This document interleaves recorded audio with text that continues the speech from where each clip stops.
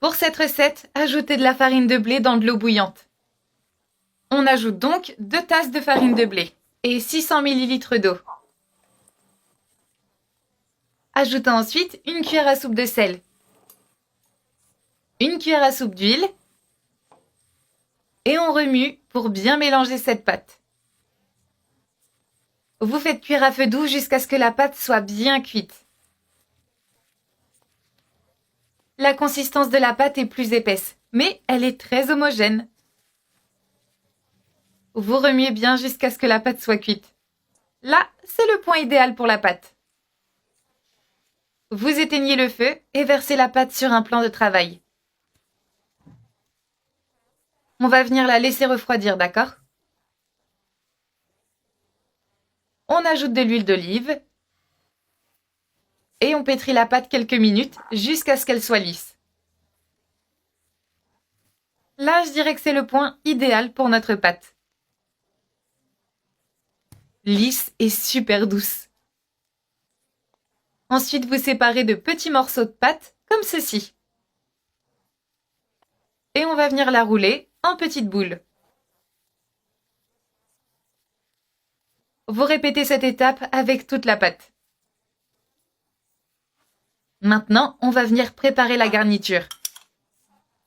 On ajoute 150 g de fromage mozzarella râpé. On ajoute un oignon haché, un peu de persil, une demi-cuillère à café de paprika et on mélange bien tout ça. Terminez la recette en étalant la pâte. Faites-le avec vos mains, ce sera plus simple. Une fois qu'on a ouvert, vous ajoutez une cuillère à soupe de garniture à l'intérieur de la pâte. C'est super facile et délicieux. On étale et on referme la pâte. Vous voyez? Faites-le avec vos doigts. Ce sera beaucoup plus simple. Et avec un petit verre, vous faites une découpe dans la pâte. Comme ceci. Regardez comme c'est joli. Ça fait une belle forme de ravioli. Vous terminez en faisant frire la pâte dans l'huile chaude. Quand elle est dorée, vous retournez doucement et vous faites frire l'autre côté. Et voilà, notre recette est prête.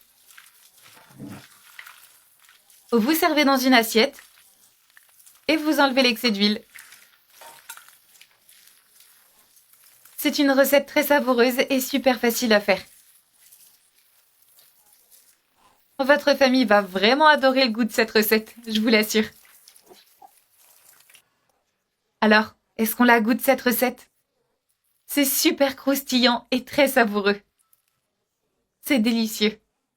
Bon appétit!